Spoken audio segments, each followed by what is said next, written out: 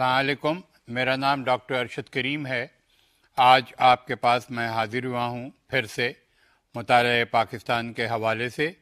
हम पाकिस्तान का मुताला आपके सामने पेश करते चले आ रहे हैं और अब तक हम जनरल ज़िया-उल हक़ तक पहुँच चुके हैं, चूँकि हमने अपना मुताला बाहवाला तारीख़ से जारी व सारी रखा हुआ है। पिछले हफ्ते आपके सामने हम आए थे जनरल ज़िया-उल हक़ के दौर के बारे में गुफ्तगू करने के लिए, और आज उन्हीं के ज़माने से कनेक्टेड जो एक अहम टॉपिक हमारे पास है वो है इस्लामाइजेशन इन पाकिस्तान। लिहाजा आज हम आपके सामने इस्लामाइजेशन इन पाकिस्तान को पेश करने जा रहे हैं, और मेरी नज़र में पाकिस्तान की तारीख़ का ये एक बहुत अहम हिस्सा है जिसको हम हर पाकिस्तानी को, मेरा ख़्याल है कि जानना बहुत ज़रूरी है और समझना ज़रूरी है। हमने इस मताले को कई ज़ावियों से जांचने की कोशिश की है जो आपके सामने मैं पेश करूँगा,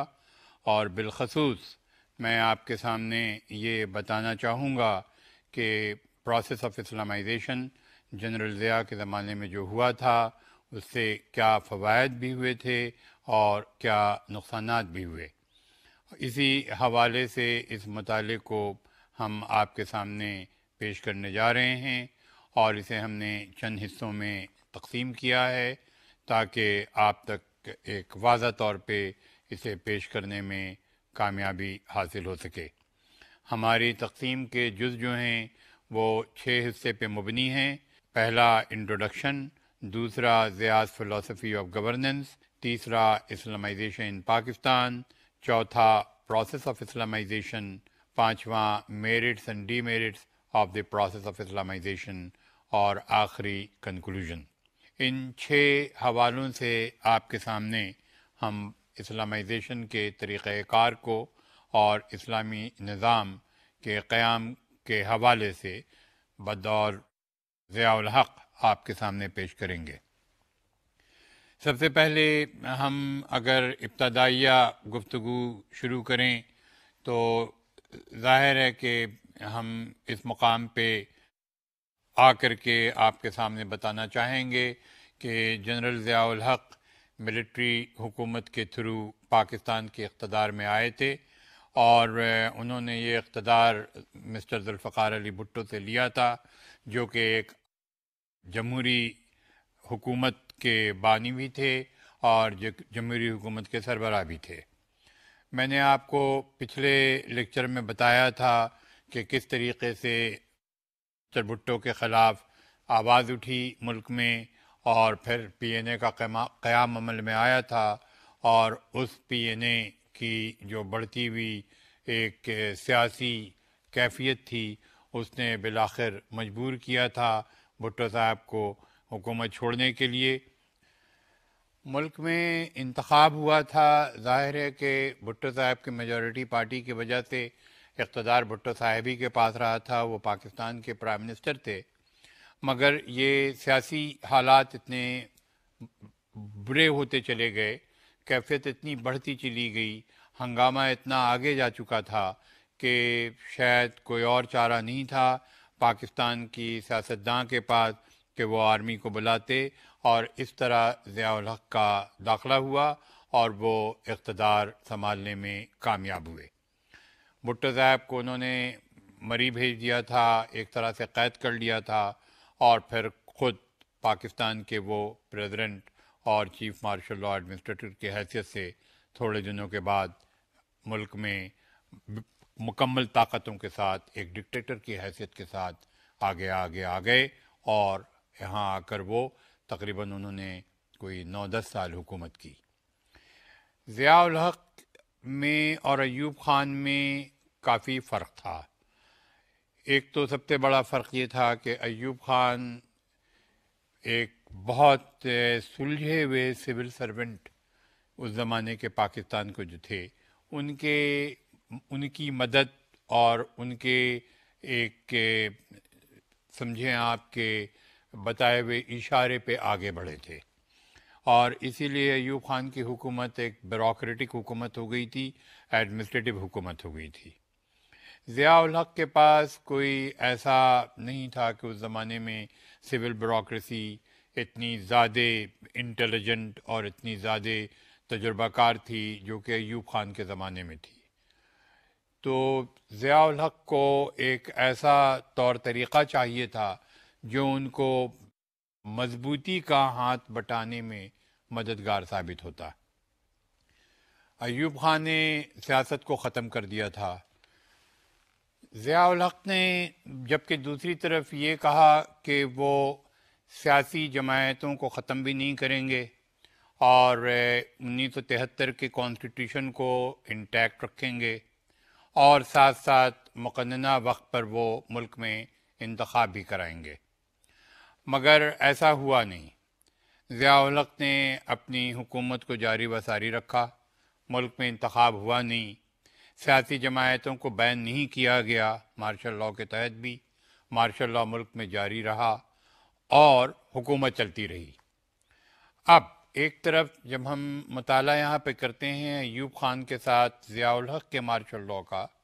تو جو بات سامنے نظر آتی ہے یہ کہ ایوب خان نے باضابطہ طور پہ پولیٹیکل پارٹیز کو بین کر دیا تھا اور بہت سے پولیٹیکل لیڈر کو بند بھی کر دیا تھا. ضیاء الحق نے بالکل ویسا نہیں کیا. انہوں نے صرف بھٹو صاحب کو قید کر رکھا تھا یا بند کر رکھا تھا. جیل میں نہیں تھے بھٹو صاحب. نمبر 1. نمبر 2، ایوب خان نے پولیٹیکل پارٹی کو بین کر کے ایک اپنی پولیٹیکل پارٹی بنائی بعد میں جا کر کے الیکشن لڑنے کے لیے، اور اس کے وہ سربراہ بھی ہوئے. اور میں نے آپ کو بتایا بھی تھا جب ایوب خان پہ تذکرہ کیا تھا کہ ایوب خان سے اخبار والوں نے پوچھا تھا کہ ایک طرف تو آپ نے پولیٹیکل پارٹی بھی بین کر دی تھی، سیاستداں کو قید بھی کر دیا تھا کہ آپ سیاست پہ یقین نہیں رکھتے، مگر دوسری طرف اب وقت ایسا آیا کہ آپ نے خود اپنی پارٹی بنائی اور اس کے سربراہ ہو گئے. تو ایوب خان نے جواب دیا تھا کہ میں انہیں اپنی زبان میں سمجھانا چاہتا تھا، ان کے سمجھ میں نہیں آیا تو اب انہیں ان کی زبان میں سمجھا رہا ہوں اور اس لیے میں سیاست میں آیا ہوں. ضیاء الحق نے ایسی بات نہیں کی. نہ انہوں نے یہ کہا کہ میں سیاست میں آیا ہوں، نہ انہوں نے یہ کہا کہ میں کوئی پارٹی جوائن کروں گا یا پارٹی بناؤں گا. نہ انہوں نے پی این اے کو انکریج کیا، نہ پیپلز پارٹی کو ڈسکریج کیا، بلکہ پاکستانیوں کو دکھاتے رہے کہ معاشرہ صاف ستھرا بننا چاہیے، معاشرہ اچھا ہونا چاہیے اور معاشرے کی کارکردگی کو صفائی کے ساتھ آگے بڑھانا چاہیے. گویا کہ ان کے کانسیپٹ میں development and progress non political manner بھی ہو سکتا تھا. اس لیے وہ ایک نئی فلاسفی لے کر سامنے آئے، اور وہ فلاسفی تھی جو کہ ہمارا دوسرا چیپٹر ہے یا دوسرا حصہ ہے آج کی گفتگو کا. وہ فلاسفی ان کی تھی پہلی، ڈی پولیٹیسائزیشن ان پاکستان، یعنی سیاست کو ختم کر دینا. دوسری، لوکل گورنمنٹ سسٹم کا فارمیشن ہونا. اور تیسری، اسلامائزیشن ان پاکستان. یہ تینوں جو ان کے گورننس کا فلسفی انداز تھا، یہ بڑا نرالا بھی تھا اور بڑا نایاب تھا. اب ہم اسی پہ روشنی ڈالتے ہوئے آپ کو بتانا چاہتے ہیں کہ یہ کس طرح کامیاب ہوا. اس میں تینوں چیزیں شامل آپ کو نظر آ رہی ہیں. پہلی ڈی پولیٹیسائزیشن، دوسرا لوکل گورنمنٹ اور تیسرا اسلامائزیشن. ہمارا آج کا موضوع اسلامائزیشن ہے. پہلا دو حصہ ہم پہلے کر چکے ہیں. ہم نے آپ کو ڈی پولیٹیسائزیشن میں بتایا تھا کہ انہوں نے لوکل گورنمنٹ کو بہت زیادہ ترجیح دی، ایک بہت اچھی لوکل گورنمنٹ کی بنیاد ڈالی جو کہ ایوب خان کی لوکل گورنمنٹ سے بالکل مختلف تھی. مگر ساتھ ساتھ یہ بھی انہوں نے کیا کہ جہاں ایوب خان نے بیوروکریسی کا استعمال کیا تھا، ضیاء الحق نے کوشش کی موریلٹی کے استعمال کی. ان کی نظر میں ہمارے عوام کے لیے مورل ویلیوز زیادہ اہم تھے ایڈمنسٹریٹو ویلیوز سے، جبکہ ایوب خان کی نظر میں ایڈمنسٹریٹو ویلیو بہت امپورٹنس رکھتے تھے ایڈمنسٹریشن کو چلانے کے لیے. تو دونوں کے اگر دونوں کو آپ تولیں تو آپ کو نظر آئے گا کہ دونوں نے ڈی پولیٹائزیشن کی بات کی اور دونوں نے ڈی پولیٹائزیشن ہی کو سامنے رکھ کر کے اپنی حکومت چلائی. فرق یہ تھا کہ ایوب خان نے بیوروکریسی کو استعمال کیا اور ضیاء الحق نے موریلٹی کو استعمال کیا. اب مورل ویلیوز کا ڈٹرمنیشن جو اگر سامنے آتا ہے تو ظاہر ہے کہ مسلمانوں کے لیے یہ ہمیں لے جاتا ہے قرآن اور حدیث کی طرف. چونکہ مجھے یاد پڑتا ہے کہ جب میں نے آپ سے آئیڈیالوجی آف اسلام اور آئیڈیالوجی آف پاکستان کا تذکرہ کیا تھا اسی مطالعے میں، تو اس وقت آپ کو بتایا تھا کہ اسلام واحد مذہب ہے دنیا کا جس نے ثقافت کو پیدا کیا ہے، اور مذاہب نے نہیں کیا ہے۔ ثقافت پہلے پیدا ہوئی ہے اور پھر مذہب آیا ہے، مگر اسلام میں ثقافت اسلام کی پیداوار ہے۔ قرآن نے باضابطہ طور پہ ثقافت کو پیش کیا ہے، لہذا ہم اسلام کو صرف مذہب نہیں بلکہ مکمل ضابطۂ حیات بھی کہتے ہیں، جس سے مطلب ہی یہی ہوتا ہے کہ ہمارا پورا رہن سہن، ہماری زندگی کا طریقہ کار کا سارا عمل،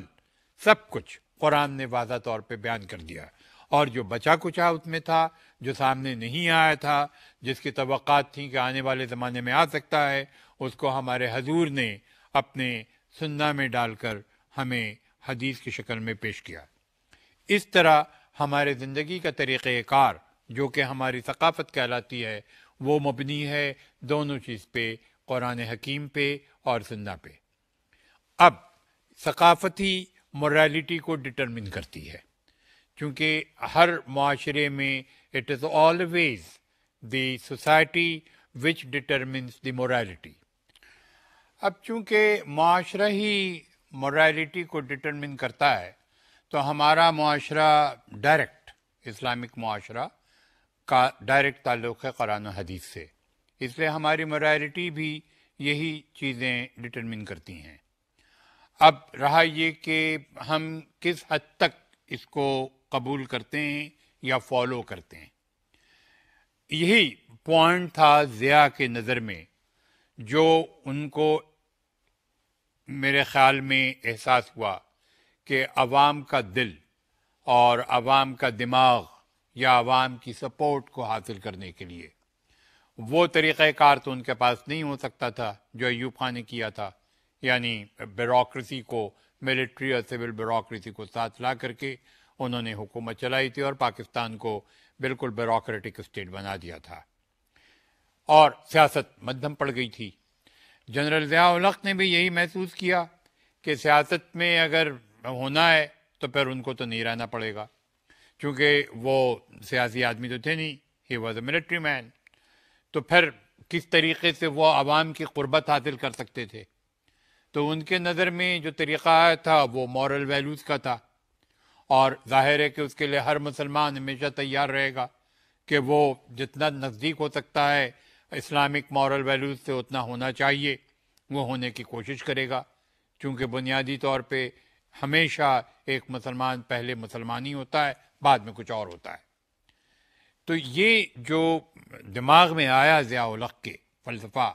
کہ ڈی پولیٹیسائز کرنے کے لیے لوکل گورنمنٹ کا سہارا لیا جائے اور ان دونوں کو بالکل علیحدہ کرنے کے لیے اسلامائزیشن کا سہارا لیا جائے، تو اسلامائزیشن کا تصور بہت پرانا تصور تھا،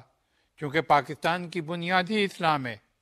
یہ جو ملت اسلامیہ کی شروع ہوئی، جس کی پوری تاریخ ہم آپ کے سامنے پیش کر چکے ہیں، یہ تو زمانے دراز سے چلی آ رہی تھی، اور ملت اسلامیہ ہی نے پاکستان بنایا تھا، اور ideology of Pakistan has been ideology of Islam, تو پاکستان کی جڑ ہی اسلام تھی، اور میرے خیال میں دنیا کا واحد ملک تھا جس نے اپنی آئیڈیالوجی کو اسلامک آئیڈیالوجی مانا تھا،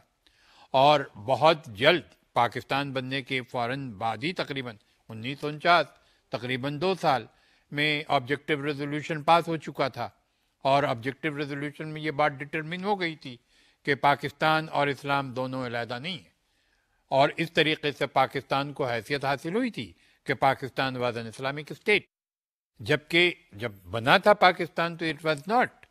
کالڈ این اسلامک اسٹیٹ، مگر آگے چل کر کے پہلا کانسٹیٹیوشن جب آیا it was called Islamic republic of Pakistan. اور جیسا کہ میں نے آپ سے بتایا کہ ایوب خان نے، مجھے یہ علم نہیں ہے اور نہ میں نے اس پر پڑھا بھی ہے کہ کسی نے لکھا ہوگا کہ ایوب خان کے دماغ میں یہ بات کیوں کر آئی کہ انہوں نے پاکستان کا کانسٹیٹیوشن جب خود دیا تو اس میں پاکستان کو اسلامک ریپبلک آف پاکستان نہیں کہا تھا، بلکہ انہوں نے اسے ریپبلک آف پاکستان کہا تھا، جو بعد میں امینڈمنٹ سے ایڈ ہوا تھا اسلامک ریپبلک آف پاکستان۔ مگر 73 کے کانسٹیٹیوشن میں نہ صرف اسے اسلامک ریپبلک آف پاکستان کہا گیا بلکہ پریمبل میں آبجیکٹو ریزولوشن کو شامل کیا گیا، تو جس سے وضاحت ہو گئی کہ پاکستان اسلامی جمہوریہ ہے،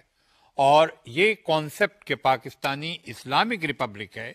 نے واضح کر دیا کہ پاکستان از اسلامک اسٹیٹ، چونکہ اور بھی بات کانسٹیٹیوشن میں آئی تھی، وہ یہ تھی کہ پاکستان کا صدر اور پاکستان کا پرائم منسٹر مسلمان ہوگا۔ تو یہ چیزیں آلریڈی اسٹیبلش تھیں کانسٹیٹیوشنلی بھی اور ہسٹوریکلی بھی۔ ضیاء الحق کے دماغ میں یہ بات آئی کہ اگر موریلٹی کو سامنے رکھ کر کے سیاست چلائی جائے تو پھر ظاہر ہے کہ یہ دائرہ اسلام میں رہے گی۔ اب دائرہ اسلام کو سامنے لانا، پاکستانیوں نے یہ تو پڑھا بھی تھا، سنا بھی تھا اپنے بزرگوں سے کہ پاکستان کی پیدائشی ہوئی تھی نعرہ اسلام پر، مگر وہ اس بات سے وابستگی نہیں رکھتے تھے کہ اسلام کا کتنا ویلیو ہے اسلامک پاکستان میں، اسلامی جمہوریہ پاکستان میں اسلام کس حد تک ربع عمل ہے، استعمال میں ہے۔ اور میں جہاں تک سمجھتا ہوں کہ پاکستان تھا بھی نہیں، بہت ساری چیزیں ایسی تھیں جو کہ دائرہ اسلام کے باہر ہوتے ہوئے بھی پاکستان میں قابل قبول تھیں، مثلا شراب کا بیچا جانا، شراب باضابطہ طور پہ بکا کرتی تھی، اور میں نے آپ کو بتایا بھی تھا کہ دکانیں ہوتی تھیں، اور بھٹو صاحب نے ایک تقریر میں بھی کہہ دیا تھا کہ میں شراب پیتا ہوں، غریبوں کا پسینہ نہیں پیتا۔ تو یہ وہ چیزیں تھیں جو کہ اسلامی دائرے کے باہر رہنے کے باوجود بھی جمہوریہ اسلامی میں موجود تھیں، اور یہ اس کا احساس ضیاء الحق نے سامنے لایا، اور وہ کس شکل میں لایا، اسے انہوں نے اسلامائزیشن کا نام دیا کہ پاکستان میں اگر ضرورت ہے تو پروسیس آف اسلامائزیشن کی، یعنی پاکستان کو اسلام کے دائرے میں رکھنے کی۔ اب یہ جو تصور جنرل ضیاء میں آیا، یہ کیسے آیا؟ یہ بڑا اہم قصہ ہے، اور اس پر روشنی ڈالنا میرے خیال میں بہت اہم ہے۔ تو آپ کو ہم اب اس طرف لے چلتے ہیں کہ کیا حالات تھے اس وقت پاکستان کے جب یہ پروسیس آف اسلامائزیشن کا کانسیپٹ پاکستان میں پیدا ہوتا ہے جنرل ضیاء الحق کے زمانے میں۔ اب ہمارا یہ تیسرا حصہ ہے اسلامائزیشن ان پاکستان، جو کہ آج کا ہمارا ٹاپک ہے۔ اب تک تو ہم آپ کو ابتدائیہ میں رکھے ہوئے تھے اور ہم بتانا چاہ رہے تھے کہ کس طریقے سے اسے سامنے لایا گیا۔ اب دیکھیے آپ کے جنرل ضیاء نے کیا محسوس کیا اور ماحول سے کیا سیکھا اور کیا اپنایا۔ اس کو ہم نے دو حصے میں بانٹا ہوا ہے۔ پہلا حصہ ہے نیشنل اور دوسرا حصہ ہے گلوبل، کہ کازز آف اسلامائزیشن ان پاکستان کا وہ اندرونی کیا حالات تھے پاکستان میں جس کے لیے ضرورت محسوس ہوئی جنرل ضیاء کو اسلامائزیشن کے پروسیس کی، اور بیرونی حالات گلوبل اس وقت کیا حالات تھے۔ تو پہلے اندرونی دیکھتے ہیں کہ حالات کیا تھے۔ اندرونی تھوڑا سا تذکرہ میں نے کیا بھی آپ سے۔ سب سے پہلے حالات کا جو پہلا حصہ ہے وہ تو وہی ہے کہ جنرل ضیاء کو اپنی حکومت کو جاری و ساری رکھنا تھا اور اسے غیر سیاسی اعتبار سے رکھنا تھا۔ وہ چاہتے نہیں تھے کہ سیاست اس میں آئے، سیاسی پارٹیاں آئیں، سیاسی گروہ بنیں اور وہ بھی سیاست کا ایک حصہ بنیں۔ پہلی بات تو یہی تھی۔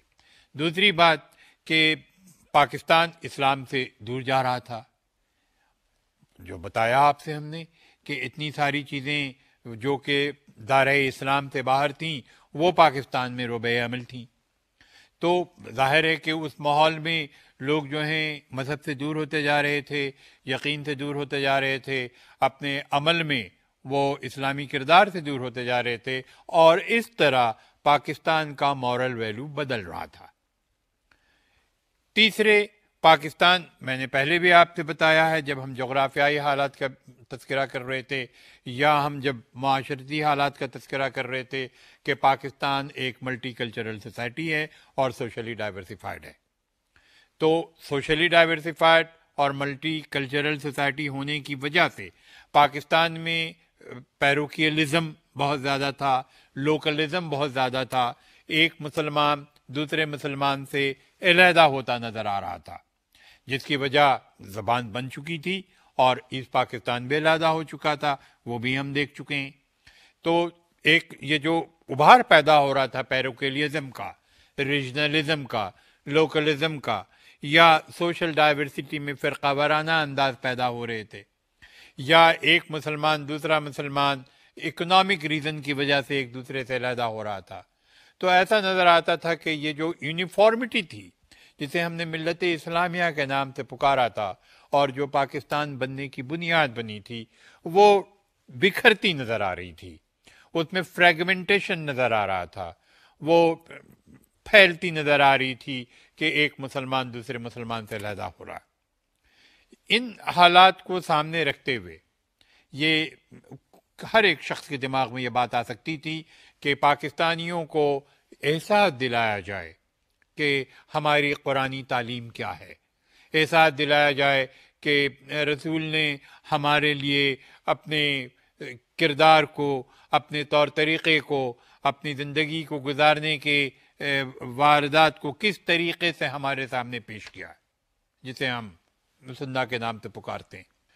یہی دونوں چیزیں ہمیں اور ہمارے معاشرے کو اسلام سے قریب لا سکتی تھیں، اور اس لیے ضیاء الحق کے نظر میں اسلامائزیشن کا تصور سامنے آیا۔ اس کے بعد سب سے اہم بات جو تھی وہ حالیہ بات تھی، اور وہ تھی بھٹو صاحب کا کوئی 7 سال کا دور۔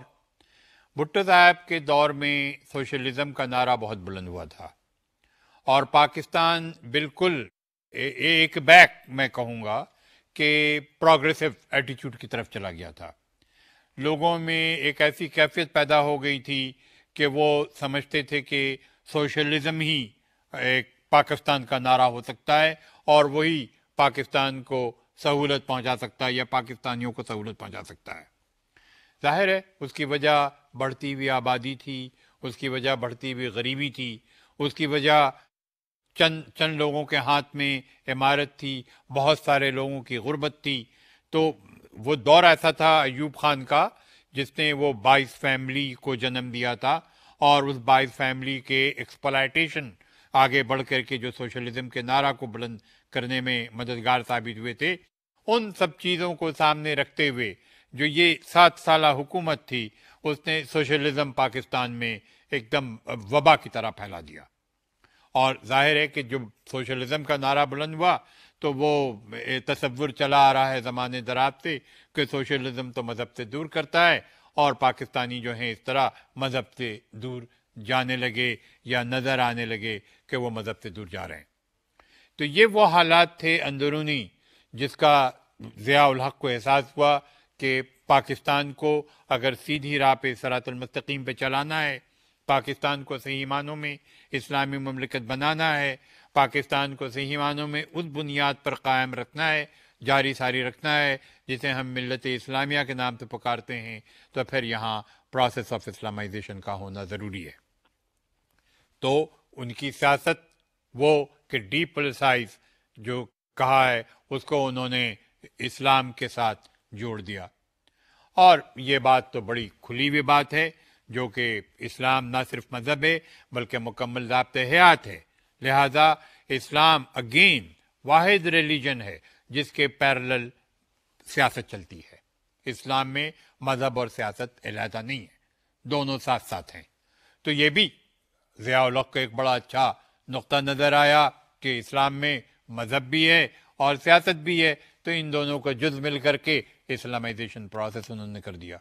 ڈی پولیسائزیشن کے ساتھ۔ اس کے بعد ہمارا دوسرا حصہ ہے گلوبلائزیشن کا، کہ وہ گلوبل پالیٹکس جو اس وقت تھی وہ کیا تھی۔ گلوبل پالیٹکس خاص کر کے اس ریجن میں جہاں پاکستان ہے بڑی خطرناک تھی، جیسی کہ آج خطرناک ہے۔ روس بہت تیزی میں بڑھنے کی کوشش کر رہا تھا ساؤتھ ایشیا میں، ویسٹ ایشیا کو اس نے لے لیا تھا، افغانستان کو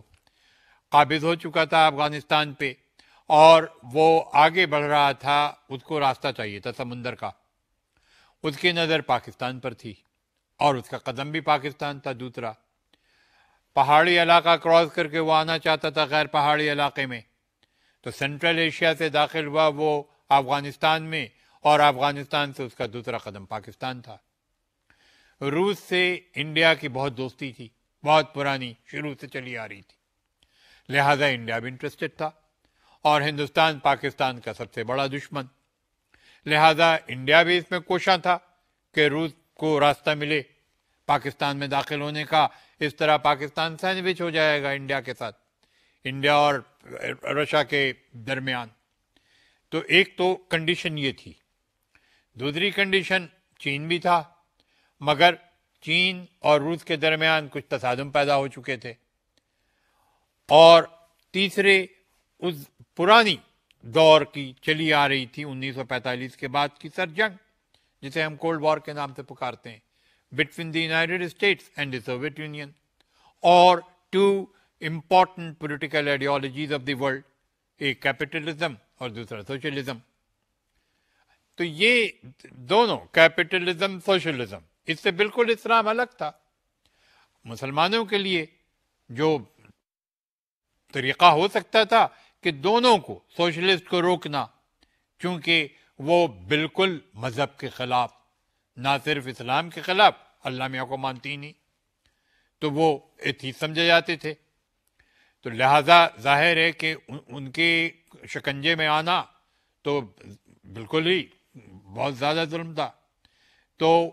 روکنا تھا پاکستان کو افغانستان کے پاس رشیا کو، اور اس کے لیے ضیاء الحق کو نظر آیا کہ پاکستان کے لیے بہتر یہی ہے کہ رشیا کو افغانستان سے آگے نہ بڑھنا دیا جائے،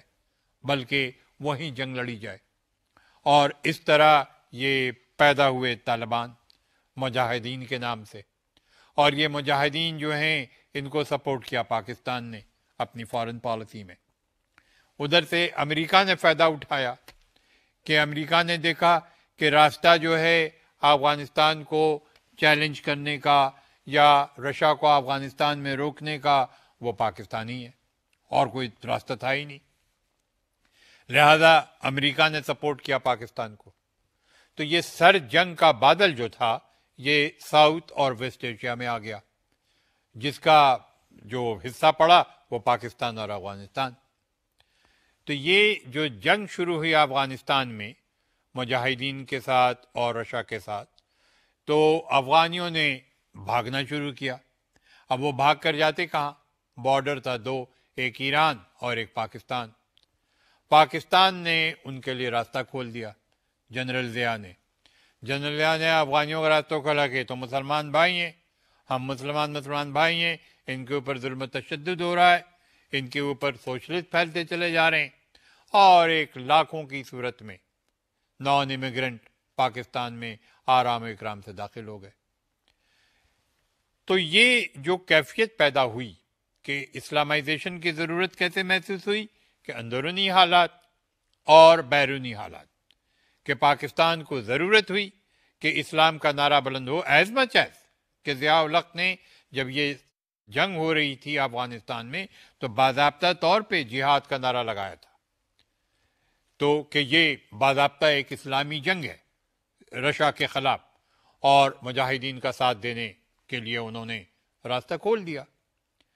تو نتیجتاً پاکستان اس میں داخل ہوا جنگ میں، اور وہ حصہ بن گیا، اور اس طریقے سے وہ راستہ جو کھلا تو پاکستان افغانستان کا بارڈر اوپن ہو گیا، اور افغانیوں نے داخل ہونا شروع کیا۔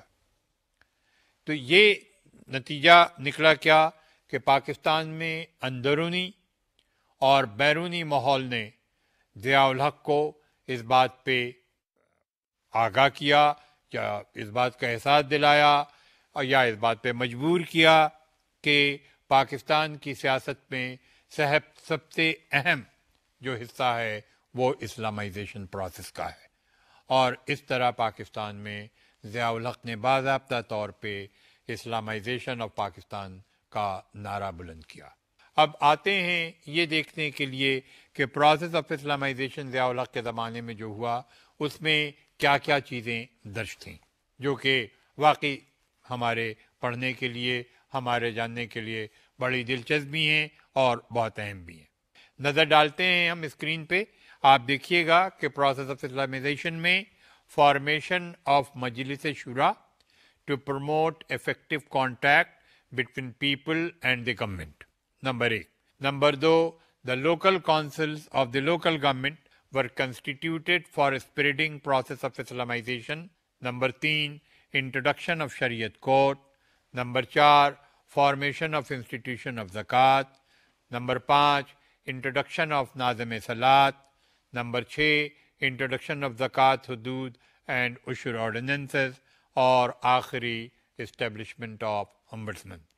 یہ پروسیس آف اسلامائزیشن جو آپ کے سامنے نقطے میں نے پیش کیے، ان کو باری باری چند الفاظ میں بیان کرنے کی کوشش کروں گا۔ پہلا ہے کہ مجلس شورا کا فارمیشن ہوا،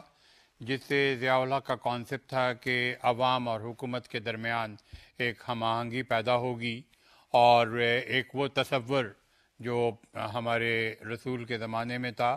کہ عوام جو ہے وہ حکومت کے قریب رہیں گے اور اپنے جو بھی گلے شکوے یا اپنے مصیبتیں یا اپنی خوشحالی سب کو وہ سامنے رکھیں گے، اور اس طرح حکومت ان کے اوپر نظر ثانی کرتے ہوئے ان کی مددگار ثابت ہوگی۔ تو اس طرح کا تصور اب کہاں دور رسول اور کہاں دور ضیاء، تو بہرحال کوشش یہی کی تھی ضیاء الحق نے کہ اسلامی ٹچ دینے کا سب سے پہلا سلسلہ جو ہے وہ شروع یہیں سے ہوتا ہے کہ مذہب اور سیاست ایک جا رہتے ہیں، اور مذہب اسلام سیاست کو تو قریب ظاہر ہے کہ کرتا ہے، مگر اس کے ساتھ ساتھ وہ سیاسی پارٹیوں کا تذکرہ نہیں کرتا کہ اسلام میں کوئی سیاسی پارٹی نہیں ہوتی، اور یہی ضیاء چاہتے تھے کہ ہم اسلام کے دھاگے میں بندھے پاکستانیوں کو لپیٹ کر ان کے ساتھ ایک طرح کی سیاست کریں جو سیاست بھی ہو اور سیاست نہ بھی ہو۔ تو ان کا یہ ڈی پولیٹیسائزیشن کا طریقہ، جیسا کہ میں نے پہلے بھی بیان کیا کہ وہ لوکل گورنمنٹ کے تھرو انہوں نے چاہا کہ یہ ہو، اور اس طرح انہوں نے ایک ایسی لوکل گورنمنٹ کو پیش کیا جو کہ ملتی جلتی تو تھی ایوب خان کے طور طریقے سے کہ کونسلز بنائی گئیں، اور دیہی علاقے میں بھی اور شہری علاقے میں بھی۔ فرق یہ تھا کہ ایوب خان نے وہ ہینڈ پک پی ڈی ممبر کو رکھا تھا، انہوں نے ہینڈ پک اسی طریقے سے اپنے ایک غیر سیاسی انداز میں منتخب ہوئے کونسل کے ممبران کو سامنے لانے کی کوشش کی۔ تو اس طرح ضیاء الحق کا لوکل گورنمنٹ کا الیکشن نان پارٹی بیسس پہ ہوا، اور پاکستان کو یہ دائرہ دکھایا گیا کہ اب پاکستان میں انتخاب نان پارٹی بیسس پہ ہوگا، اور وہ جو میں نے شروع میں جس کا تذکرہ کیا تھا کہ وہ جو لوگ منتخب ہوں گے وہ ہوں گے جن کا کردار بہتر کردار ہوگا، عمدہ کردار ہوگا، یعنی اخلاقی طور پہ وہ بہت اچھے لوگ ہوں گے، اور اس طریقے سے قربت اسلام ہوگی، اور جو کہ میں نے بتایا کہ سوسائٹی ہی ڈٹرمن کرتی ہے موریلٹی کو، تو وہ لیول آف موریلٹی اسلام کا ہوگا، اور اس موریلٹی کے بانی جو ہوں گے وہ کونسل کے ممبر ہوں گے۔ مگر ایسا ہو نہ پایا، چونکہ پارٹی تو دانت گڑائے بیٹھی تھی، ایک طرف پیپل پارٹی تھی، دوسری طرف اور دوسری پارٹی تھیں، لوگ وہی تھے، سیاست میں وہی شامل تھے، بالخصوص دیہی علاقے میں انہی کا دورہ تھا، لہذا کسی طریقے سے بھی جو ضیاء الحق چاہتے تھے کہ ایک ایسا اخلاقی کردار سامنے آئے جو کہ حقیقی اخلاقی مادے سے بھرا ہو، مگر سیاست سے جیسا کہ میں نے بتایا کہ علیحدگی ممکن تو تھی نہیں، بہرحال ڈی پولیٹائزیشن کے مد نظر وہ الیکشن ہوا، اور اس طرح ضیاء الحق نے اپنے کو مضبوطی قائم کرنے کے لیے لوکل گورنمنٹ کا سہارا لیا۔ پھر انٹروڈکشن ٹو شریعت کورٹ۔ شریعت کورٹ یہ بھی ایک نیا عمل تھا ضیاء الحق کا، جو ایک جوڈیشری کا حصہ ہے۔ شریعت کورٹ سے ظاہر ہے کہ کسی بھی مسلمان کو نا اتفاقی نہیں ہو سکتی، اور اسے لایا گیا اسی پیمانے پر کہ جو بھی چیز شرعی ہے وہ سامنے رکھی جائے گی، اور جو بھی غیر شرعی بات ہے اس کے لیے باضابطہ طور پہ ایک عدالت بنائی گئی جس کا شریعت کورٹ نام رکھا گیا، اور جس کا کام ہی یہی رہا کہ وہ شرعی باتوں کو سامنے رکھ کر اپنا فیصلہ کرے گی، اور اس طرح اسلامائزیشن کا یہ ایک اہم حصہ بنا۔ اس کے بعد فارمیشن آف زکوٰۃ کا انسٹیٹیوشن قائم ہونا، کہ زکوٰۃ جو ہے وہ ہمارے اوپر واجب ہی نہیں ہے بلکہ ہمارے اوپر لازم ہے، ہمارا فرض ہے کہ ہم زکوٰۃ دیں۔ مگر جیسا کہ میں نے بتایا کہ پاکستان کے مسلمان اسلام سے اتنا دور جا چکے تھے کہ وہ زکوٰۃ کو ایک حصہ اپنی زندگی کا جو ایک اراکین ہے میں سے ہے، اس کو انہوں نے نہیں سمجھا، اور زکوٰۃ سے کنارہ کشی بھی اختیار کرتے رہے۔ تو ضیاء الحق نے باضابطہ طور پہ اسے بینک کے ذریعہ، کہ جن کا بھی پیسہ بینک میں ہے، اس پیسے پہ وہ جو 2.5% زکوٰۃ ہر سال رمضان کے مہینے میں کاٹی جائے گی، اور یہ بھی اتنا کارآمد ثابت نہیں ہو سکا، جس کا تذکرہ ہم آگے چل کے کرنے والے بھی ہیں، مگر انسٹیٹیوشن آف زکوٰۃ بھی اسلامائزیشن کا ایک اہم حصہ بنا۔ اس کے بعد انٹروڈکشن ٹو نظام صلاۃ۔ نظام صلاۃ بھی بڑی دلچسپ چیز تھی کہ ہر محلے میں، ہر ایریے میں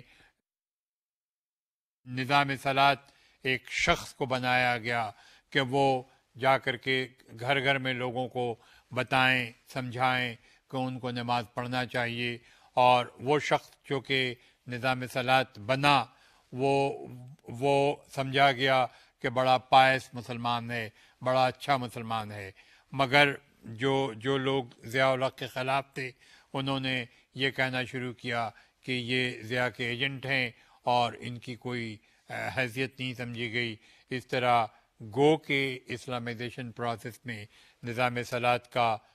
حصہ شامل ہے، مگر عملی طور پہ اسے بھی کوئی حیثیت حاصل نہ ہو سکی۔ پھر انٹروڈکشن ٹو زکوٰۃ، حدود، عشر آرڈیننس ہوا، اور اس طریقے سے عشر کے حوالے سے اور حدود کے حوالے سے اور زکوٰۃ کے حوالے سے بالکل پیور اسلامک کلچر قائم کرنے کی ضیاء الحق نے کوشش کی، جو کہ ان کے پروسیس آف اسلامائزیشن کا ایک حصہ بنا۔ اس ڈیٹیل میں تو ہم جا نہیں سکتے وقت کی پابندی کی وجہ سے، بہرحال یہ جاننا میرے خیال میں ہم لوگوں کے لیے ضروری ہے کہ پروسیس آف اسلامائزیشن میں کس طریقے سے ضیاء الحق نے کوشش کی کہ وہ جو قرآن الحکیم اور سنہ پہ مبنی معاشرہ ہے، وہی معاشرہ پاکستانی معاشرہ بننا چاہیے، اور اس کا طریقہ کار یہ جو آپ کے سامنے میں نے پیش کیا وہ پروسیس آف اسلامائزیشن تھا۔ ان سارے پروسیس آف اسلامائزیشن کے ساتھ جو ایک اور حصہ سامنے آیا پہلی بار پاکستان کی انتظامیہ کے حوالے سے اور پاکستان کے حکومت کے حوالے سے، جسے ہم گورننس کہتے ہیں، وہ تھا انسٹیٹیوشن آف امبڈسمن۔ امبڈسمن کا انسٹیٹیوشن، جسے ہمیں وفاقی محتسب اعلیٰ کے نام سے پکارا گیا، وہ ایک نایاب چیز تھی، اور پاکستان میں بلکہ میرے خیال میں اسلامی مملکت جتنی بھی دنیا میں ہے اس میں پہلا تھا۔ امبڈسمن کے حوالے سے میں آپ کو بتاؤں چند دلچسپ باتیں۔ پہلی بات تو یہ ہے کہ یہ لفظ امبڈسمن پہلی بار شروع ہوا ملک سویڈن سے۔ سویڈن میں اس کا استعمال 19ویں صدی کے شروع میں ہوا تھا۔ یہ سویڈش لفظ ہے جس کے معنی ہے کہ ایک شخص دوسرے شخص کے اوپر نگاہ رکھے، اس کو دیکھے کہ وہ کس طرح اپنے کردار کو ادا کر رہا معاشرے میں، اور یہ اسی تصور سے یہ پاکستان میں ضیاء الحق نے قائم کیا تھا، مگر گو کہ یہ 19ویں صدی کی شروعات میں سویڈن میں شروع ہوا تھا، اس کا عمل عرب میں تھا، اور یہ سب سے پہلی بار اس کا استعمال حضرت عمر رضی اللہ عنہ نے کیا تھا اپنے دوران حکومت میں محتسب اعلیٰ کا، اور جس کا تذکرہ باضابطہ طور پہ اسلام میں ہے کہ محتسب اعلیٰ کا فرض ہے اور ان کا ایک فنکشن ہے کہ وہ ہمارے ملک کی انتظامیہ کی نظر ثانی کریں، اس پر نظر رکھیں۔ تو امبڈسمین کا پرپس یہ تھا کہ پاکستان میں جو اکاؤنٹیبلٹی تھی ہمارے افسران کی، اس کو وہ دیکھیں۔ یہ بھی ظاہر ہے کہ سچ ہے کہ پاکستان میں بڑھتی ہوئی خرابیاں معاشرے کی انتظامیہ میں، ریڈ ٹیپزم، نیپوٹزم، برائبری، یہ ساری چیزیں آلریڈی موجود تھیں، جو کہ کافی حد تک آگے بڑھ چکی تھیں، بہت کم شروع ہوئی تھیں ایوب خان کے زمانے میں۔ جیسا میں نے آپ سے تذکرہ کیا کہ اس زمانے کے سول سرونٹ بڑے سلجھے ہوئے ہوتے تھے، پرانے آئی سی ایس تھے، and they were very highly educated, very well refined, coming from very high family of education. تو وہ ان کا دور جو تھا بڑا اعلیٰ دور تھا سول سرونٹ کا۔ مگر بھٹو صاحب کے زمانے میں دو چیزیں ہوئی تھیں۔ ایک تو سروسز ریفارم آئے تھے جو آپ کو میں نے بتایا تھا۔ اس سروسز ریفارم میں انہوں نے ساری سروسز کو مرج کر کے چند گروپ میں تقسیم کیا تھا، پہلی بات۔ دوسری بات، بھٹو صاحب نے لیٹرل انٹری لائی تھی۔ لیٹرل انٹری کی وجہ سے پولیٹیکل اپائنٹمنٹس بہت ہوئے تھے، اور ظاہر ہے کہ پولیٹیکل اپائنٹمنٹ انہی کے ہوتے جن کی حکومت تھی، لہٰذا یہ وہ لوگ تھے جو نا تجربہ کار تھے، یہ وہ لوگ تھے جو کم تعلیم یافتہ بھی تھے، یہ وہ لوگ تھے جو کمپٹیٹیو نہیں تھے۔ تو ظاہر ہے کہ بیوروکریسی، جو کہ ایک بہت کمپٹیٹیو ادارہ تھا پاکستان کا، وہ پاش پاش ہو گیا تھا بھٹو صاحب کے زمانے میں ایڈمنسٹریٹو ریفارم میں۔ اور بھٹو صاحب نے جو سول سروس کو ختم کر دیا تھا، یہ سی ایس پی لفظ جو تھا ایوب خان کے زمانے کا بڑا مشہور و معروف، اور جو یہ پورا ادارہ تھا، بیوروکریٹک ادارہ جو تھا بیوروکریسی کا، جو کہ ریشنل لیگل اتھارٹی کے نام سے جسے میکس ویبر نے پکارا تھا، وہ تصور ختم ہو گیا تھا بھٹو صاحب کے زمانے میں جب ایڈمنسٹریٹو ریفارم ہوا تھا۔ تو یہ جو نیا آیا تھا دور بیوروکریسی کا، سول بیوروکریسی کا پاکستان میں، یہ کرپشن سے بھرا ہوا تھا۔ تو نیپوٹزم، ریڈ ٹیپزم اور برائبری، یہ بڑی عام سی چیز ہو گئی تھی سول سروس میں۔ تو اس کو ظاہر ہے کہ پاکستان میں جو تباہی اتنی ساری آپ کو بتائی میں نے، آئی ہوئی تھی، چلی آ رہی تھی، وہ دور ضیاء میں نظر آئی ضیاء کو، پھر اس پر بھی نظر ڈالنا اسلامی نظر سے، لہٰذا اسے بھی انہوں نے اسلامائزیشن کا حصہ بنایا، کہ جو بیوروکریسی تھی، جو ہماری انتظامیہ تھی، اس کے اوپر اس کی اکاؤنٹیبلٹی بڑی اہم سمجھی گئی، اور اس کی اکاؤنٹیبلٹی چیلنج ہو سکتی تھی صرف امبڈسمین سے، کہ منتخب اعلیٰ ایک ایسا شخص ہوگا جو کہ ایک ایسی شخصیت ہوگی جو کہ ہر چیز سے پاک و صاف ہو۔ تصور یہی تھا جو کہ تصور ہے منتخب اعلیٰ کا، اور جس تصور کو حضرت عمر رضی اللہ عنہ نے اپنے سامنے رکھ کر کے قائم کیا تھا۔ یہ بھی گویا کہ ایک اسلامی تصور تھا جو سویڈن میں آیا تھا 19ویں صدی میں۔ تو آپ سوچ سکتے ہیں کہ جنرل ضیاء کا دماغ کہاں تک گیا، اور اس طرح منتخب اعلیٰ نے کہ ادارے نے کوشش کی، اکاؤنٹیبلٹی کی، اور جنرل ضیاء نے یہ بات سامنے لائی کہ منتخب اعلیٰ کو نہ تو ایکسٹینشن ملے گا، نہ دوبارہ اپائنٹمنٹ ہوگا، ان کا عہدہ 4 سال کا ہوگا، اور 4 سال کے بعد وہ ریٹائر ہو جائیں گے، اور وہ سیاست سے بھی الگ رہیں گے، اور آل ریجنز میں بھی منتخب اعلیٰ کے ریپرزنٹیٹو، یعنی ریجنز کے اندر بھی منتخب اعلیٰ کا دفتر ہوگا۔ تو اس طریقے سے اکاؤنٹیبلٹی کو مینٹین رکھنے کے لیے سول سرونٹ کی منتخب اعلیٰ کا انسٹیٹیوشن ضیاء الحق نے قائم کیا، جو کہ پہلی بار اسلامی مملکت میں کسی بھی دنیا کی کسی بھی اسلامی مملکت میں پہلی بار ہوا تھا،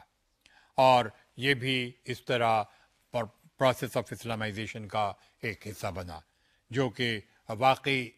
یہ ایک بہت اچھی چیز تھی۔ اب اس میں کامیابی بھی ہوئی، چونکہ جہاں تک ہمیں یاد پڑتا ہے کہ سینکڑوں ہزاروں کیسز محتسب اعلیٰ نے سالو کیے تھے اور اس میں ان کو کامیابی ہوئی تھی۔ تو اب ہم چلتے ہیں اپنے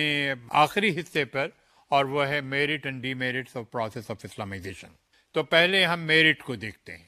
کہ پروسیس آف اسلامائزیشن کی کیا خوبیاں تھیں اور اس سے کیا بہتری پاکستان کو حاصل ہوئی تھی۔ ضیاء الحق کا دور 1970 سے 1988 تک کا ہے، کوئی تقریباً 11 سال کا۔ یہ 11 سال کا دور بہت ساری چیزوں کا ملا ہوا دور ہے۔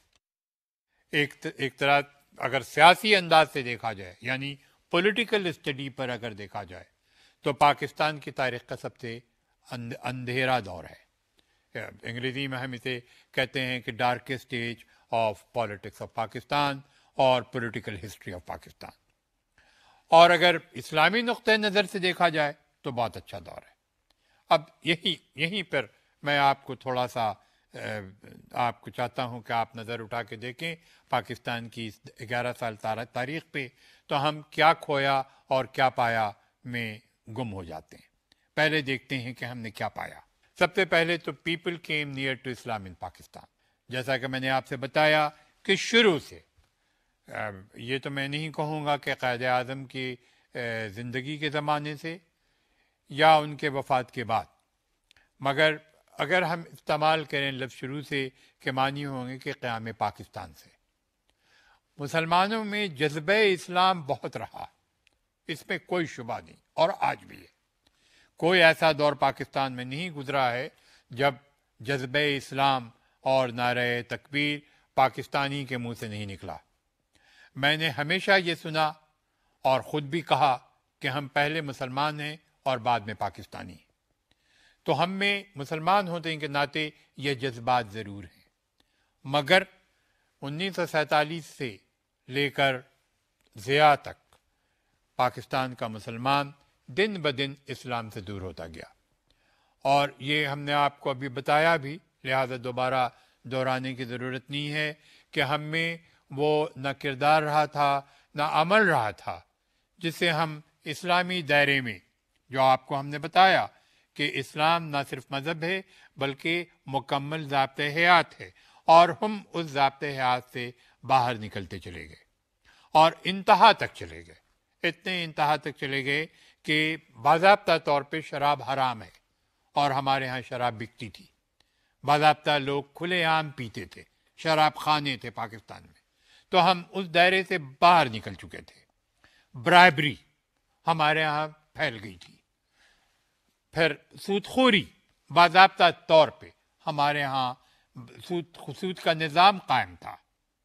تو یہ وہ چیزیں تھیں جو واضح طور پہ مسلمانوں کو اس دائرے سے، جس دائرے کے اندر پابند رکھا ہمیں قرآن نے اور سنت نے، اس دائرے سے باہر نکل رہے تھے اور نکل چکے تھے۔ پروسیس آف اسلامائزیشن نے جذبہ اسلام کو دوبارہ جگایا، دوبارہ مسلمانوں کو احساس دلایا، اور اس طرح مسلمان پاکستان کا قریب آتا گیا۔ میں چھوٹی سی مثال دوں گا۔ اس زمانے میں کراچی میں رہ رہا تھا دوران ضیاء حکومت میں۔ کراچی میں بڑے بڑے بینر، جس طرح آج کل آپ بینر دیکھتے ہیں ہمارے پولیٹیکل لیڈرز کے، بڑے بڑے بینر فلم ایکٹر کی طرح نظر آتے ہیں سڑکوں پر، کہ یا اخبار میں بھی ایڈورٹیزمنٹ کسی چیز کا ہے تو تصویریں چھائی رہتی ہیں۔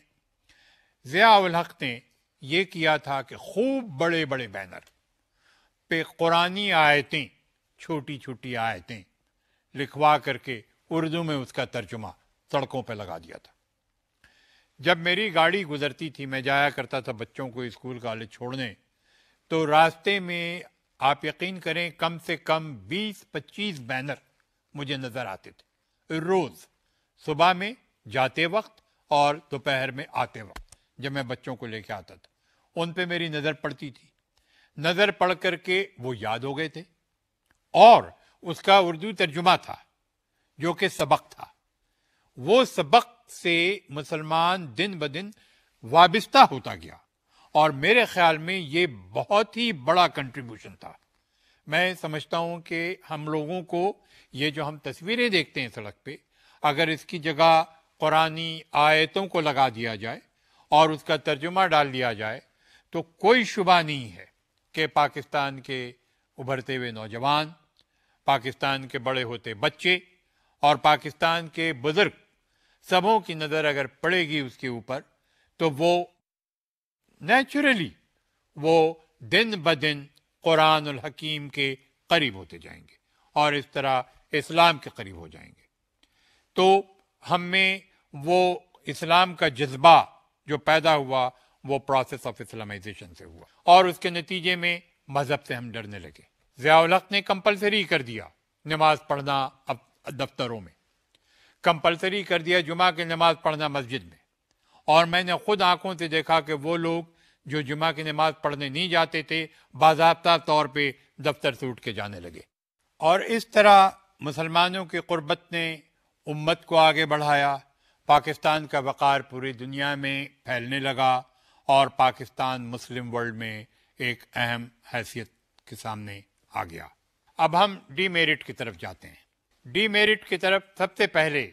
جو بات ہمیں نظر آتی ہے ضیاء دور میں وہ تھا رائز آف ٹیررزم۔ ایک تشدد آمیز معاشرہ بن گیا۔ وہ کیسے بنا؟ وہ بنا کہ ضیاء الحق کی پوری ذمہ داری ہے کہ پاکستان میں انٹروڈیوس ہوا کلاشنکوف کلچر، اور کلاشنکوف کلچر نے ساتھ ساتھ کیا لایا؟ ڈرگ لایا۔ وہ ادویات ملک میں آئیں جو زہر ہیں، براؤن شوگر یا جسے ہم چرس کہتے ہیں، چرس یا اور ساری ادویات آئیں افغانستان سے پاکستان میں۔ وہ جو ہجوم آیا تھا امیگرنٹ کا، وہ اپنے ساتھ کلاشنکوف لایا اور اپنے ساتھ ادویات لایا، اور پاکستان تباہی کی طرف جانے لگا۔ کس طرح کہ دین پاکستان کے اندر ایتھنیسٹی کا گروتھ ہوا۔ تو آپ محسوس کر سکتے ہیں کہ یہ ضیاء الحق کے جو کھلا کانسیپٹ آف جہاد تھا، یہ جو اسلامائزیشن کے حوالے سے جو انہوں نے طریقہ استعمال کیا افغانستان کے ساتھ مدد کرنے کا، اور یہ اسلام کے نام پر جو ہمارے ہاں پیشن گوئی ہوئی ان چیزوں کو لایا گیا سامنے، تو اس سے یہ بجائے اس کے کہ معاشرہ بہتر بنتا، معاشرہ ریفائنڈ ہوتا، معاشرہ اور بگڑتا گیا، یہاں تک کہ سینٹرل ایشیا سے لوگوں نے داخل ہونا شروع کیا پاکستان میں۔ اور میں نے خود دیکھا اپنی آنکھوں سے، مجھے یاد پڑتا ہے کہ سینٹرل ایشیا سے لڑکیاں آنی شروع ہوئیں کراچی میں، اور بجائے اس کے کہ معاشرہ جو میں نے بتایا کہ اسلامی گہوارے میں رہتا، دائرے میں رہتا، اور باہر نکل گیا، آوارہ گردی بڑھ گئی کراچی کے اندر۔ وہ لڑکیاں جو آئیں اس سے اور بھی برائیاں پیدا ہوئیں۔ ایک طرف تو بھٹو صاحب کا بنایا ہوا کسینو جو کہ آج تک کھڑا ہوا ہے کراچی میں، جس کو کبھی کھولا ہی نہیں گیا، کروڑوں روپے برباد ہوا۔ ایک طرف تو یہ تھا کہ کسینو نہیں کھلنا چاہیے، بالکل صحیح تھا، مگر دوسری طرف یہ ہوا کہ وہ جو راستہ کھلا تو اس سے لڑکیاں، عورتیں آنا شروع ہوئیں ملک کے اندر، اور کراچی ایک اڈہ بن گیا۔ تو جو بھی خوبیاں اسلامائزیشن کی تھیں، ایک طرف جو کہ تھیوریٹیکل بڑی اچھی نظر آئیں، بڑی عمدہ نظر آئیں، اور ان میں بہت ساری خوبیاں بھی نظر آئیں، مگر دوسری طرف معاشرے کے ساتھ کیا ہوا؟ معاشرے کے ساتھ ٹیررزم کی پیدائش ہوئی، معاشرے کے ساتھ کلاشنکوف کی پیدائش ہوئی، ادویات کی پیدائش ہوئی، باہر کی عورتوں کے آنے کی پیدائش ہوئی، اور نان امیگرنٹ کا داخلہ ہوا، اور شہر کوئٹہ میں، پنڈی میں، کراچی میں تمام یہ وبا پھیل گئی، جس کے نتیجے میں پاکستان بجائے ترقی کے اور ماڈرنائزیشن کے بجائے اور تباہی کی طرف چلا گیا۔ تو یہ ضیاء کا دور اسی حوالے سے darkest period of political history of Pakistan کے نام سے پکارا جاتا ہے۔ تو ہم اب اس نتیجے پہ پہنچتے ہیں کہ پروسیس آف اسلامائزیشن جہاں بہت سی خوبیوں کا مالک تھا، وہاں پاکستانی سیاسی معاشرے پر، معاشرتی معاشرے پر اور معیشی معاشرے پر ہر جگہ ناکامیاب ہوا۔ نہ تو اسلامی بینکنگ کامیاب ہو سکی اتنی جتنی کہ توقع کی گئی تھی، سود کا نظام ختم کیا گیا مگر اس کو دوسری شکل میں لایا گیا، نان پرافٹ نان لاس کے نام سے زکوٰۃ سسٹم جو قائم کیا گیا وہ بھی کامیاب نہیں ہو سکا۔ لہٰذا اگر پورے چیزوں کو سامنے رکھا جائے تو نتیجہ صاحب نظر آتا ہے کہ پروسیس آف اسلامائزیشن ایک ایسا فساد تھا، ایک ایسا نمونہ تھا جو کہ غیر سیاسی حوالے سے ایک سیاسی بادل کی طرح ضیاء الحق نے استعمال کرنا چاہا، اور اس استعمال کا جو فائدہ پہنچ سکتا تھا فائدہ تو کم پہنچا جو آپ کو بتایا میں نے، مگر اس کا نقصان پاکستان کو بہت ہوا۔ اور یہاں پر آج ہمارا مطالعہ مکمل ہوتا ہے، انشاءاللہ تعالیٰ آپ سے پھر ملاقات ہوگی۔ اجازت دیجیے، خدا حافظ۔